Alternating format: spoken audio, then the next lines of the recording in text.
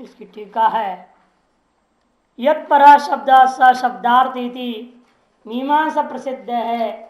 सर्वासाम उपनिषदाम चीकात्म्य तात्पर्य दर्शनात् न जपोपयोगित्वम उपनिषदाम शक्यम वक्तुम। छठा पृष्ठ पहला पंक्ति आनंदगिरी, जिसको हम लोग दूसरे शब्द में हमेशा रटते हैं ना, अनन्य लभ्यो ही शब्दार्थ। उसी को अगर यत पर शब्द, उसके टिप्पण कार्य यत पर मैंने यत तात्पर्य कहा शब्द, जिस तात्पर्य वाला शब्द होता है वही शब्द का वास्तविक अर्थ माना जाता है। यह मीमांसा की प्रसिद्धि है। उन्हीं के मत के अनुसार समस्त उपनिषदों का एकात्म्य तात्पर्य दर्शनात्, एकात्म्य तात्पर्य मतलब निष्कर्षतया शुद्धत्वादि सकल विशेषण संक्षेपकम लघुत्वाद एकम ऐकात्म्यम उदग्राही इति अवधेयम।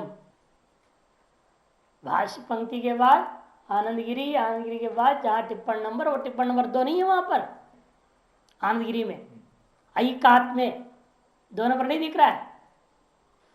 ऐकात्म्य तात्पर्य दर्शनात् पर टिप्पण है, निष्कर्षतया शुद्धत्वाद सकल विशेषण संक्षेपकम, निष्कर्ष के रूप से शुद्धत्वाद सकल विशेषणों का संक्षेपकम लघुत्वाद, संक्षेप करता हुआ अत्यंत लघु रूपेण कथन करना है तो यह शब्द प्रयोग होता है ऐकात्म्यम उदग्राही, एकमेव अद्वितीय आत्मा का जीव ब्रह्म ऐक्यता का ग्रहण करा देता है। सारा उपनिषद यही ग्रहण कर, उदग्राही सकल उपनिषद ग्रहण कराते हैं।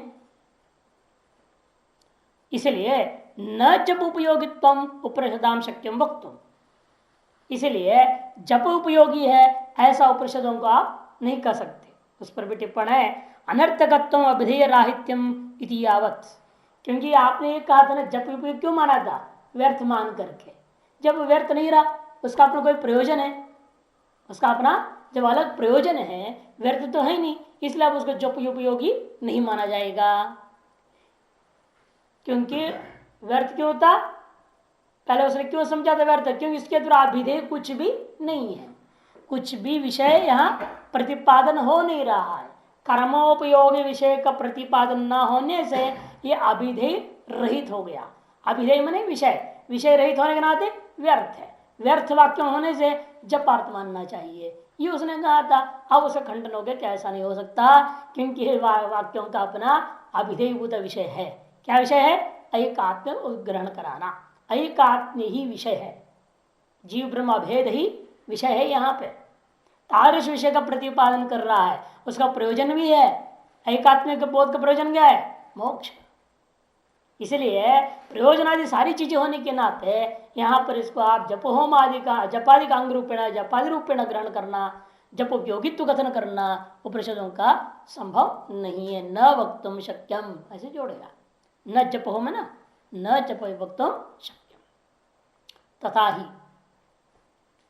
तथा ही कहते ही कैसा, क्योंकि हमारे यहाँ वेदांत सिद्धांत में माना जाता है, जैसा आप 6 लिंग मानते हैं ना विनियोग के लिए, कौन सा, श्रुति लिंग वाक्य, मीमांसक लोग विनियोग के लिए श्रुति लिंग वाक्य प्रकरण स्थान समाख्या और भी 6 लिंग मानते हैं। हम भी ऐसे 6 लिंग मानते हैं, किसके लिए, वाक्यार्थ का निर्णय करने के लिए, उपक्रम उपसंहार आदि।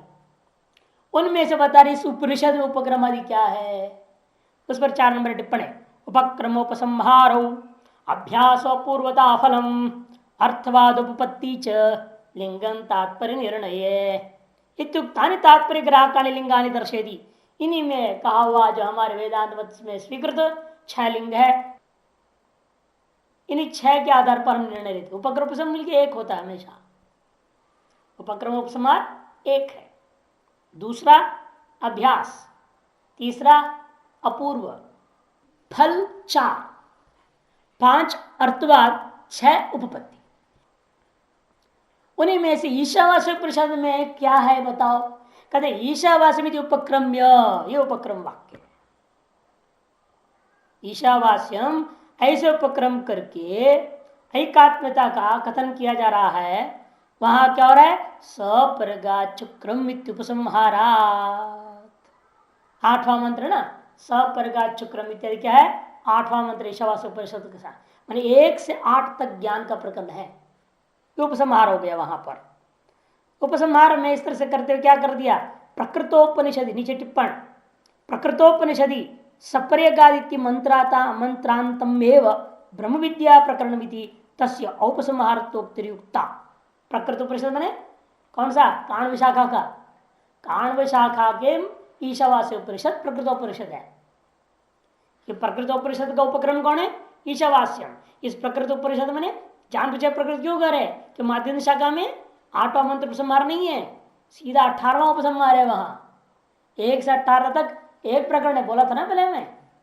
इसलिए जान के बाद बोल टिप्पणकार प्रकृतोपनिषद में इस काण्व शाखा का ईशावास्य उपनिषद में 8वां मंत्र क्या है?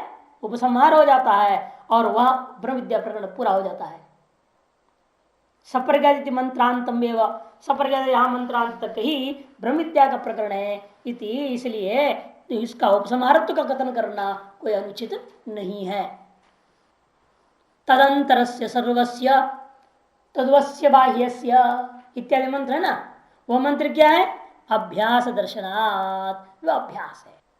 और नैन देवा आप्रवन, ये जो है अपूर्वता का फदन करता है। इसको देवता भी प्राप्त नहीं कर सकते इतना आसानी से। ऐसा कहकर इसकी महानता और अपूर्वता का कथन कर दिया। अपूर्वता संकीर्तनात्, 7 नंबर अपूर्वता थी यहां पर। इंद्रिय यकार नहीं है टिप्पण में शायद, इंद्रियादि अगोचरता यावत, माने दिव्य इंद्रियों के द्वारा भी अगोचर है ये। साधारण इंद्रियों से तो गोचर है ही नहीं, देवतादियों के पास जो दिव्य इंद्रियां हैं उससे भी वो विराट पुरुष को देख सकते हैं। ददामि दिव्य योगम है ना, दिव्य चक्षु कहा भगवान ने। और दिव्य चक्षु से क्या दिखा उसने? विराट पुरुष को, तो ब्रह्म को थोड़ी देख सकता है। अरे दिव्य चक्षु से तो आप ब्रह्म को भी देख नहीं सकते, क्योंकि ब्रह्म तो किसी प्रकार के चक्षु से देखे जाने वाला चीज नहीं है ना। पश्यत्य चक्षु हो, वो हमको देखता है लेकिन हम उसे देख नहीं सकते किसी प्रकार के चक्षु से।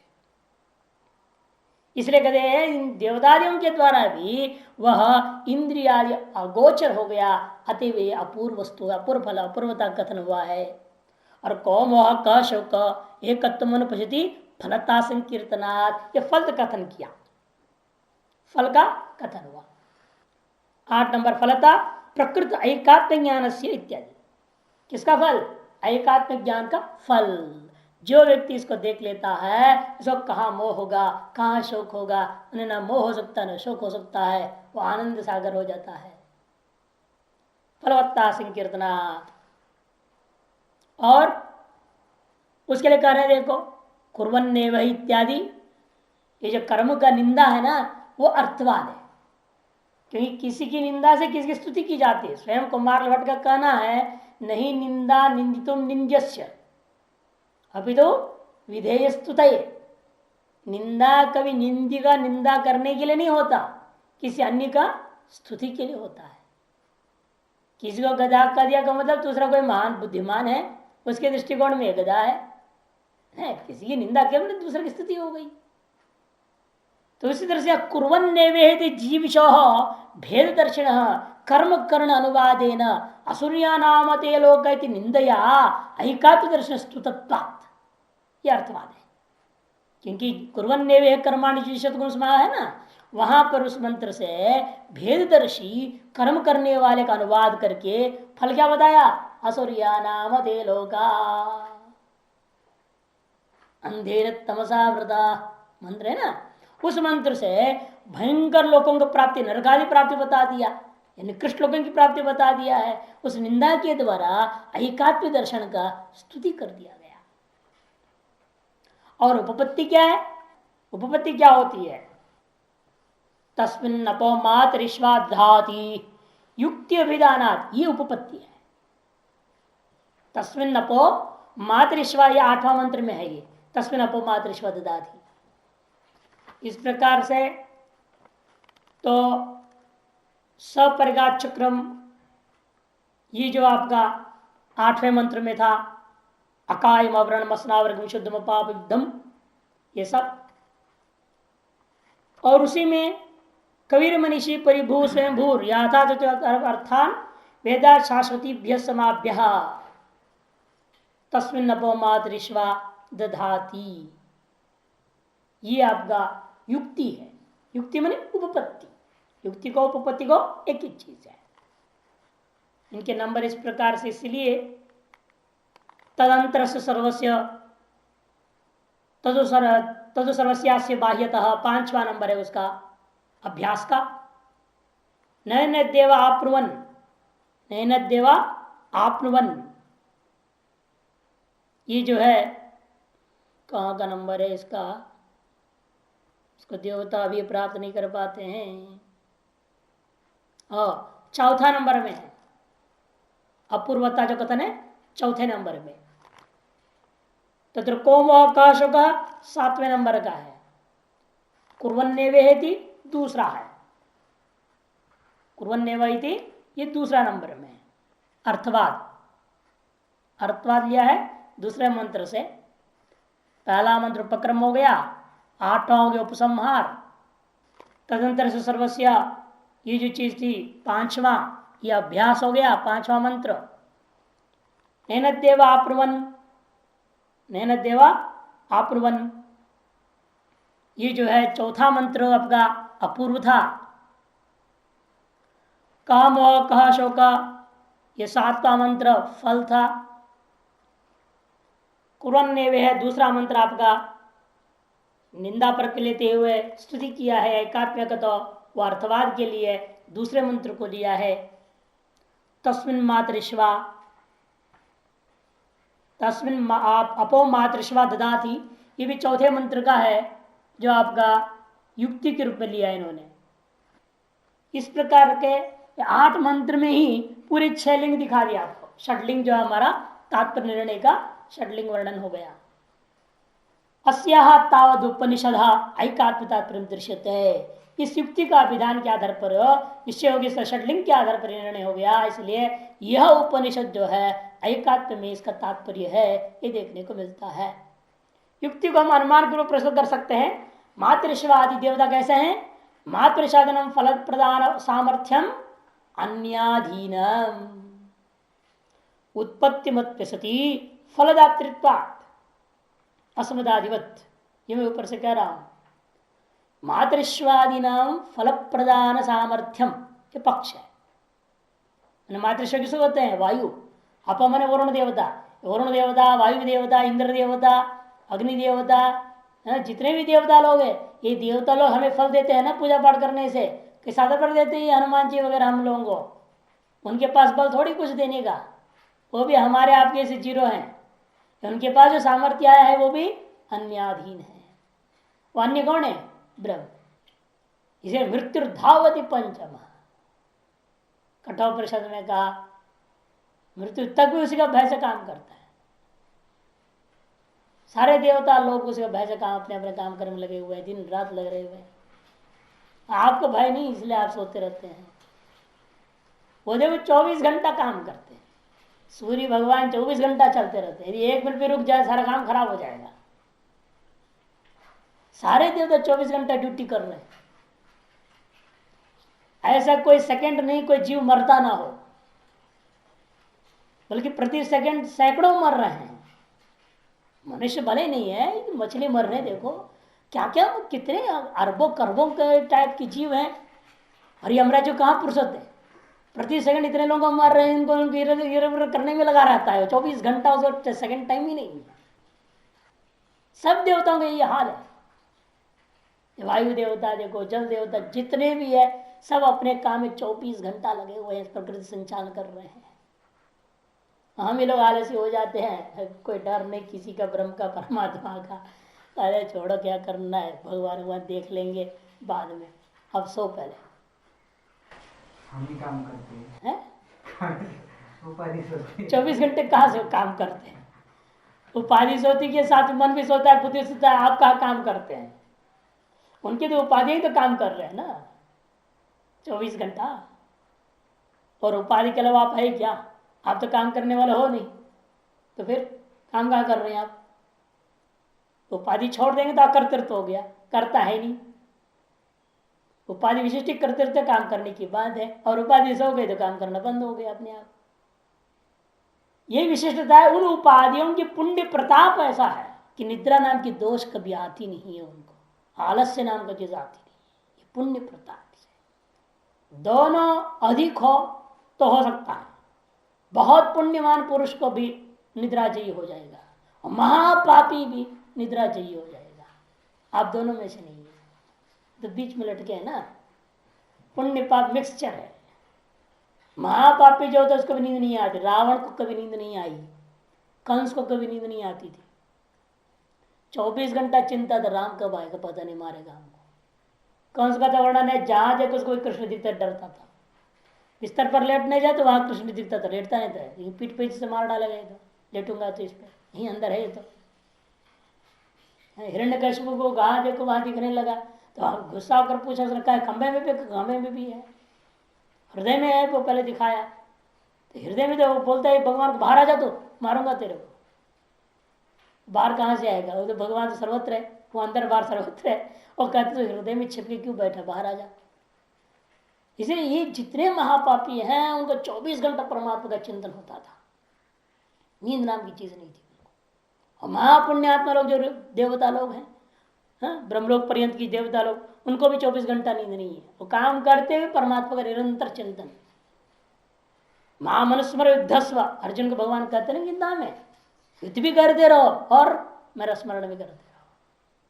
और ये हम लोग कहते हैं आपका स्मरण कर, हमको अलग बैठना पड़ेगा चुपचाप, तब स्मरण कर पाएंगे। काम करते हुए स्मरण नहीं कर सकते हैं। और भगवान की फार्मूला है, लड़ते हुए मेरे को स्मरण करना है। युद्धस्व महामनुस्मरच, हर बाण के साथ परमात्मा स्मरण करते हुए छोड़ना है। हर फावड़ा चलाने में भगवान का नाम लेते हुए फावड़ा चलाना है, ये होता नहीं। लेकिन समस्या हम लोगों की है ना, अंतःकरण की अभी अशुद्धि है। बैठने के बाद भी पीछे आता है। हाँ यही तो समस्या। फिर बैठने के बाद भी नहीं होता है परमात्मा का चिंतन, फिर बैठ के फायदा क्या। इसे करते हुए भगवान का नाम लेते हुए करना ज्यादा बेटर है। जैसे ना गोरखा कुंभार है ना, गोरा कुंभार, उसे कहानी नहीं आता, उसे घड़े भी विठल विठल बोलते थे। ऐसा वो जब मिट्टी रौनता था, बनाता था, 24 घंटा विठल का स्मरण था। घड़े से भी विठल विठल बोलने लग गए। बताओ, कण कण में उस व्याप्ति हो जाती है, दिव्यता आ जाती है। तो ये निर्भर होता है हम लोग। इसलिए कहते हैं कि ये जो मातृशिवाय देवता कैसे हैं, उनके फल प्रदान सामर्थ्य कहां से आया, अन्याधीनम, उस ब्रह्म के अधीन है। गीता में भी एक श्लोक इसमें कहता है, सारे देवता जो फल देते हमारे द्वारा, हम नहीं देता, उनके द्वारा कह दिया भगवान। अन्याधीनम क्या हेतु है, उत्पत्ति मत स्थिति फलदातृता, क्योंकि सब उत्पत्तिमान होता फल देने वाले हैं। उत्पत्ति मत स्थिति फलदातृत्वा अस्मदाधिवत, हम लोगों के समान, ये अनुमान है। मातृश्वादि देवता फल प्रदान का, उनके अंदर जो फल प्रदान का सामर्थ्य है वह अन्याधीन है। क्यों, वे उत्पत्तिमान होते फल देने वाले होने से, जैसे हम लोग होते हैं। हम लोग भी उत्पत्तिमान होते हुए फल देते हैं। हम लोग भी मजदूरों को काम कर, उनको पैसा देते हैं, लेकिन हम लोग भी अन्याधीन हैं, एक दूसरे के अधीन चल रहे हैं। इसलिए भजन में ठीक गाया ना उसने, भिखारी सारी दुनिया दाता एक राम। वो सारी बुखारी है और भगवान ब्रह्म ही एक सत्य है। और ब्रह्म सत्य, वही सबको देने वाला है, सब दुनिया भिखारी। फिर भी सब एक दूसरे हम मैं देने वाला हूँ, अहंकार तो कम नहीं किसी को। मैं देता हूँ, मैं खिलाता हूँ, मैं पिलाता हूँ। बड़े बड़े आश्रम वाले लोग तो बोलते भी है, मिशन वाले बोलते हैं, जहाँ तुमको सब सुविधा दिया, एयर कंडीशन कमरा दिया, डांटते हैं ऐसे लोग। तुमने क्या दिया, तुम भी सेठों से हाथ जोड़े मांग मांग के कर रहा, वो भी किससे मांग के, सभी मांग मांग के तो किए। रसखान था अकबर का दाढ़ी बनाने वाला, वो ये सोचता था राजा ही भगवान होता है, अकबर को ही भगवान मानता था। एक दिन वो गलती से थोड़ा जल्दी आ गया दाढ़ी बनाने, ही नहीं था, कहाँ गए। तो पास में इधर उधर घुमा, तो पूछा, उसने बोला परदार वो अंदर को कमरा में है। तो खिड़की से देखा क्या कर रहे हैं, देखा तो अल्लाह कर रहा है, क्या हो रहा है। फिर वो दाढ़ी करते करते पूछा। दाढ़ी करते पूछने में बहुत खतरा होता है, उसका जवाब जरूर देना पड़ता है, खतरा नहीं था। अकबर भी समझता था। अकबर से पूछा इसने, अल्लाह अकबर क्या होता है? आप अकबर न अलग हुआ, अल्लाह अकबर दूसरा अकबर है क्या? आप क्या कर रहे थे अंदर? तो उसने कहा, अरे तू मूर्ख है, मैं तो तेरा जैसी इंसान हूं, वो परमात्मा अल्लाह दूसरा है। तो उसने कहा, आधा दाढ़ी छोड़ के जाऊंगा तो मार ही देगा, ये तो राजा है, मृत्यु दंड दे देगा। इसी से झटपट जल्दी से जल्दी पूरी दाढ़ी करा, भाग गया और दिल्ली छोड़ के बाहर गया। वह वृंदावन जा रहे थे यात्री, उनके साथ चला गया। उनसे पूछा भगवान कहाँ है? वैसे चलो हम भगवान के पास ही जा रहे, चलो चलो गोकुल चलो। उनके साथ चला गया और वहां उसको भगवान कृष्ण का दर्शन हुआ। फल कौन देता है? राजा थोड़ी देता है। यही केवल अभिमान होता है, लेकिन वास्तव में देने वाला वही होता है। इसलिए कहते सब ये सबसे बड़ा उपपत्ति है, सबसे बड़ा युक्ति है उस ब्रह्म के एकात्मदान है। एवं अन्यासम उपनिषदा, इसी प्रकार से अन्य सारे उपनिषदों में समझना भाई। उपक्रम संहार ऐक्य रूपी अभ्यास पूर्वता फलवत्ता अर्थवाद युक्ति उपादनानि शक तात्पर्यलिंगानि विकल्पेन समुच्चयेन च अस्माभि तत्त्वालोक्य दर्शितानि न हि प्रतन्यन्ते। कहते इनका विकल्प से अथवा समुच्चय पूर्वक हमने अपने ग्रंथ है तत्त्वालोक नाम ग्रंथ, ये आनंद गिरी हम लोग कहते हैं ना, इसका नाम वास्तव इनका नाम था जनार्दन गिरी। इनका वास्तविक नाम था जनार्दन गिरी। उस जनार्दन आचार्य जनार्दन नाम से प्रसिद्ध थे, तब उन्हें तत्त्वालोक नाम ग्रंथ लिखा। सन्यास के बाद इनका नाम हो गया आनंद गिरी। पहला नाम है आचार्य जनार्दन, बाद में हो गए आनंद गिरी। इनके ग्रंथ है तत्त्वालोक नाम का। उस ग्रंथ में उन्होंने सारे उपनिषदों के बारे में समझाया, कहाँ कैसा षडलिंग है, कई विकल्प से समझाया, कई समुच्चय करके समझाया है। उस तत्त्वालोक नामक ग्रंथ में आप देखेंगे सब मिल जाएंगे। अतः उसको यहां विस्तार से मैं नहीं बोल रहा हूं, ऐसा कर देते हैं। किंच इतना ही नहीं, प्रत्यय संवादोपि बलवत्वे कारणम प्रसिद्धम। प्रत्यय संवादोपि, प्रत्यय संवाद का मतलब क्या? प्रमाण तौल्यम, तुल्य प्रमाण मिद्यावत, तुल्य प्रमाण को देखने पर भी बलवत्व कारणम प्रसिद्धम।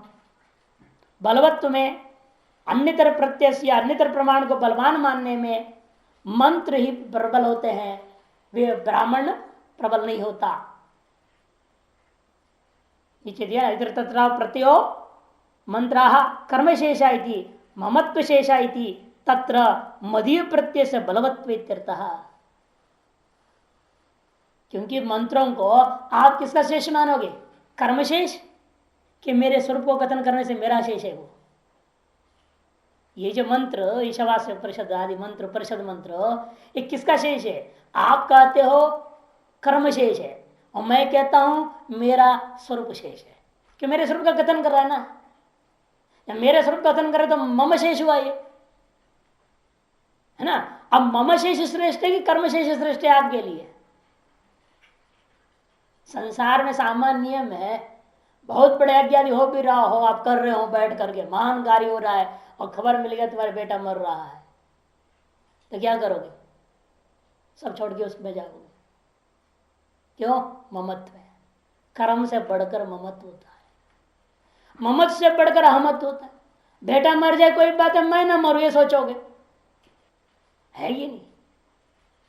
ये डॉक्टर कहे दोनों मर रहे हो, लेकिन यदि मैं इसको पहले इलाज करूंगा तो ये जिंदा हो जाएगा, तू मर जाएगा बाप, तो बाप क्या बोलेगा? ये मर जाने तो कोई दिक्कत नहीं, मेरे पहला इलाज करो। दुनिया ऐसी है। इसे बाह्य वस्तु से श्रेष्ठ है मम, मम से श्रेष्ठ है अहम। अतः अहम का शेष मम है, कर्म नहीं। अतएव ममत्व का शेष बताइए जो उपनिषद है, ये क्या हो जाएगा? यह श्रेष्ठ हो गया और दृढ़ बलवत्तर प्रमाण हो गया। अतएव भी यह दोनों प्रमाणों का दृष्टि से, कर्म का विधान रूप ब्राह्मण भागों की अपेक्षा से और ममत्व का कथन शेष कथन करने वाला ये उपनिषदों के दृष्टिकोण से, ये जो मंत्र है हमारे ही पक्ष में आएंगे, कर्म पक्ष में नहीं जा सकते। इसलिए कहते हैं मंत्र कर्म शेषा ममत शेषा तत्र मदीय प्रत्यय से बलवत्व मदीय शेषत्व जो है बलवान हो जाता है। विद्यते च उपनिषद अर्थ है गीता संवाद तस्माद उपनिषद पद समन्वय न अवगम्यमानम ऐकात्म न प्रमाणांतर अनुपलम्भ विरोधे न अपलपनीयम। इतना नहीं, उपनिषद जिस अर्थ का कथन करता है इसी अर्थ में गीता आदि में भी संवाद देखने को मिलता है। उपनिषद जिस बात को कथन करता है उसी अर्थ को गीता में भी सम्यकवाद है। इसीलिए तस्मात् उपनिषद पद समन्वय न, उपनिषद पद का अर्थ समन्वय होने से उसको नीचे दिया है। उपनिषद का अर्थ क्या? उपनीय इमं आत्मानं ब्रह्मापास्तद्वयं पुनः निहन्त्य विद्यां तज्जंज तस्मादुपनिषन्मता। इसलिए इसका नाम उपनिषद है। उपनीय इमं आत्मानं, जो व्यक्ति इस आत्मा की ओर निरंतर चलता है, बहिर्मुखता को त्याग करके अंतर्मुख हो जाता है, वह ब्रह्म हो जा करके अपास्थ द्वयम पुनः और द्वैत का खंडन कर डालता है। उपनीय इमं आत्मनम ब्रह्म, और इसमें जो भेद है उसको छोड़ देता है, त्याग देता है। पहले क्या समझना है? मैं हूं और ब्रह्म ईश्वर है समझो, और फिर ईश्वर की भक्ति करो, और फिर मैं ही ईश्वर हूं, ईश्वर मैं हूं, ऐसे ईश्वर के साथ भेद कर लेना है। अपास्थ द्वयम पुनः तब निहंति अविद्याम, तब क्या होगा? अविद्या और उससे जन जो शोक मोहादि का नाश हो जाता है। इसलिए ऐसे शास्त्रों को हम उपनिषद नाम से कहते हैं। इति उक्तार्थक उपनिषद शब्द वाच्यत्व दियावत सदैव अंतर्भाव न्यर्थत्व अथवा उप नितराम साधयति संसार हेतु भूताम अविद्याम नाशयति। उपनितराम साधयति मैंने संसार हेतु भूताम अविद्याम नाशयति। अन्यथा उप आत्मन समीपे, और भी प्रकार है। उप मने आत्मा के समीप में निषीदति प्रतिपादक व्युत्पत्तिया, ये ग्रंथ पढ़ लेंगे यहाँ पर व्याख्या। व्युत्पत्तिया आत्मयाथात प्रतिपादक तैव उपनिषद शब्दित लभ्यते। आत्मा के प्रतिपादक ग्रंथ का नाम भी उपनिषद है। अविद्या का नाश करना भी उपनिषद है, उसकी प्रक्रिया को बताने वाला ग्रंथ भी उपनिषद ही है। ऐसे उपनिषद शब्दार्थ समझना। अब मूल में टीका वहां जोड़ दे। पद समन्वय न, इस तरह से शब्दार्थ का भी समन्वय होने से अवगम्यमानम ऐकात्म्यम, ये जो बोध्यमान ऐकात्म्य है वह प्रमाणांतर से अनुपलब्ध विरोधे न, प्रमाणांतर से उपलब्धि नहीं है, इसलिए वह अपलाप करना चाहिए। ऐसा आप न अपलपनीयम, अपलाप नहीं कर सकते। सकल प्रमाणों के द्वारा आप श्रुति सम्मत सकल स्मृति अन्यत्र शब्दार्थ के आधार पर भी हर प्रकार से विचार करके देखोगे यह अर्थ संभव है, यह प्रयोजन संभव है, यह प्रतिपाद्य विषय भी संभव है। यथा इंद्रियांतरेण अनवगम्य मानवी रूपम चक्षुषा अवगम्य मानव नापन्नुयते, जैसे अन्य इंद्रियों के द्वारा आप रूप को देख नहीं सकते, इन चक्षु से देख लेते हो। क्या इसका मतलब कहोगे अरे ये जो दिखाई दिया चक्षु से यह अप्रामाणिक है? क्यों? श्रोत्र से तो दिखाई नहीं देता है ना, ये ऐसा कहोगे क्या? ऐसा नहीं कहेंगे आप। तथा यहां पर भी समझो, उपनिषद से कहा बात आप कहोगे हमारा न्याय दर्शन में नहीं है तो नहीं है। तुम्हारे न्याय दर्शन में यही बात होना कोई जरूरी है? अन्य प्रमाणों के द्वारा भी, सकल प्रमाणों के द्वारा भी होना कोई जरूरी नहीं है। तथा एकत्व नापन्नवारम, इस एकात्मता का भी आप निषेध नहीं कर सकते। इत्याह गीता नाम इत्यादि। गीता में कहा है समम भूतेषु समम सर्वेषु भूतेषु तिष्ठन्तं परमेश्वरं विनश्यत्स्व विनश्यन्तं यः पश्यति स पश्यति। एक एवै भूतात्मा भूते भूते व्यवस्थितः एकदा बहुधा चैव दृश्यते जलचंद्रवत् इत्यादि मोक्ष शास्त्राणाम महाभारत के भी श्लोक है। एकात्म परत्वादित्यर्थः, मनुस्मृति में भी है यही श्लोक, लगभग थोड़ा शब्द में अंतर है। यदि एतादृशम आत्मतत्व तर्हि निर्धिकारित्व कर्मकांडम उच्छिद्यत। पूर्व पक्षी कहता है यदि ऐसा है ये उपनिषद कांड, ये आत्म तत्व, फिर तो कर्तृत्व भोक्तृत्व सब तो है नहीं आपने कहा है। उत्पादी नहीं, विकारी नहीं, संस्कारी नहीं, आप ही नहीं, ये तो आपने कहा है ना। कर्तृत्व नहीं, भोक्तृत्व नहीं, फिर सारा कर्मकांड बेकार हो जाएगा। कौन करेगा उसको? सब भ्रम है। सब अपने आप को कहेंगे मैं कर्ता भोक्ता नहीं हूं। मैं कर्ता भोक्ता नहीं तो मैं क्यों करूंगा, मैं तो सोऊंगा। अरे सोना, सोना भी तो कर्तृत्व आ गया। सोने का कर्तृत्व क्यों ले रहे हो? वो भी नहीं होना चाहिए। तो कर्मकांड उच्छेद हो जाए। शंका इत्यपि नाशंक, हमारे कर्मकांड करने के लिए अज्ञानियों की कोई कमी नहीं है। जितना भी वेदांत सुनाओ तो भी वेदांत सुनने में कोई ब्रह्म ज्ञानी थोड़े हो जाते हैं। कुछ नहीं होता है, असर ही नहीं होता, बेचारे होंगे, उल्टे खड़े हैं ना सब। हाँ, भगवान ने बनाई ऐसे, देखो ना, उल्टा घड़ा तो है ये जो बनाया है, छेद यहाँ है। अब भोजन पानी कुचड़ा यहाँ जाता है ना, ऊपर थोड़ी जाता है। घड़ा उल्टा है और ये गोल और ठोस है, टन टन बजता है। उल्टा घड़ा है। हम मुंडन कर दो तो चिकना हो जाता है, उसे भी तेल लगा दो, फिर कहना ही क्या। बरसात का पानी भी नहीं टिकेगा तो ज्ञान कहां से टिक रहेगा? जाता ही नहीं अंदर वे तो। भगवान ने पहले ऐसे बना दिया खोपड़ी को। मालूम है आपको, ब्रह्म मोक्ष चाहिए नहीं करके, इसलिए ऐसे बना दिया। अब तो सीधा घड़ा बनाओ। विवेक से बनाना पड़ेगा ना सीधा घड़ा। वो थोड़े गर्दन काट के उल्टा उल्टा लटकाओ तो थोड़ी चिंता रहोगे, ऐसे तो होगा नहीं। विवेक से करना पड़ेगा ठीक गाड़ी को। इसे कभी ऐसा मत चिंता करो आप, कर्मकांड गुण उच्छेद हो जाएगा, ऐसी आप आशंका न करें। तब जवाब में मूल भाष्य में आया था ना, तस्माद आत्मनो अनेकत्व कर्तृत्व भोक्तृत्वादि च अशुद्धत्व पाप विदत्वादि च उपादाय लोक बुद्धि सिद्धम कर्माणि विहितानि। ये तो हम लोग भाष्य में पढ़े थे ना, यहाँ तक टीका देख रहे हैं। इस पर वाक्य देखे, तस्मा इत्यादि औपनिषद आत्म याथात्म विज्ञानवता इष्यत एव कर्मकांड अप्रामाण्यम। बोले हम तो कर्मकांड को अप्रामाणिक मानेंगे ही। उपनिषदों के द्वारा आत्मा की आत्मा को जानने वाला जो आदमी है, उसकी दृष्टि में क्या है? समस्त कर्मकांड अप्रामाणिक है। जैसे माहिंसा सर्वाभूतानि, ऐसे जो जानने वाले था, न हिंसा सर्वाभूतानि थी निषेध शास्त्रार्थ निश्चयतः इष्यत एव शेनादि विधि अप्रामाण्यम। तो कर्मकांड में भी दो विधियां हैं। एक विधि को मानने वाले के लिए क्या हो जाता है? दूसरा विधि अप्रामाणिक हो जाता है। यह बात आपने अष्टक दोष में वर्णन नहीं किया अर्थ संग्रह में।